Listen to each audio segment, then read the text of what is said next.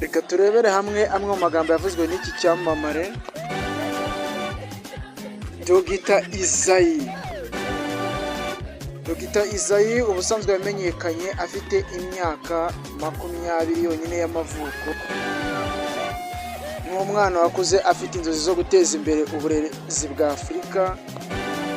Hari amwe rero mu magambo yavuzwe n'iki cyamamare Dr Isaie ariyo uyu munsi tuba tugiye kurebera hamwe kugira ngo natwe tugire ibyo tuyigiraho.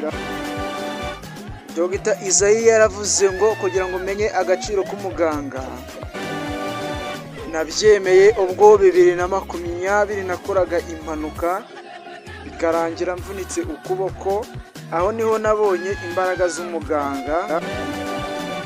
Ati kuva uwo munsi nibwo nabonye ko nkwiye guteza imbere uburezi bwa Afurika mu buryo bwo kugira ngo nongere uburezi bwa Afurika, bityo kugira ngo abaganga biyongere.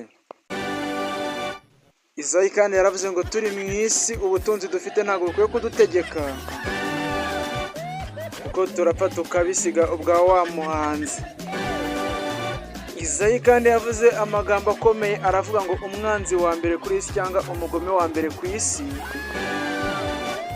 ni wa wundi ushobora gutakira ngo ndaburaye cyangwa inyota iranyishe ntagire ikintu akumarira kandi ubona hari icyo yakabaye agufasha.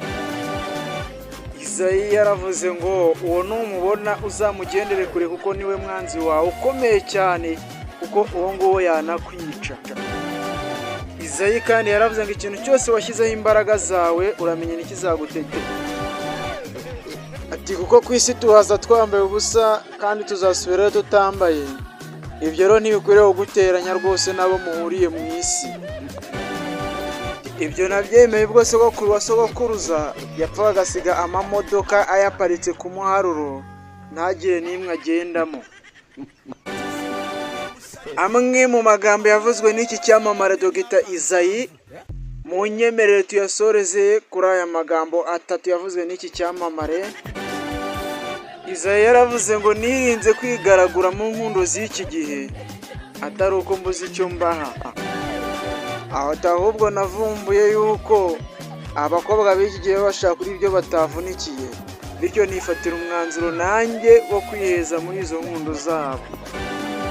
Nizera ko ababibonye babifashe ukundi, ariko njyewe nta kintu ibyo bintwaye. Isaie kandi yaravuze ngo nkomeje urugendo rw'iterambere.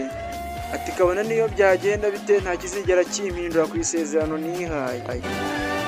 Dr Isaie yaravuze ngo uwigira neza cyangwa se utekereza neza ni uwutekereza ibizamugira umumaro ndetse bikazagira umumaro n'amashami azamushibukaho.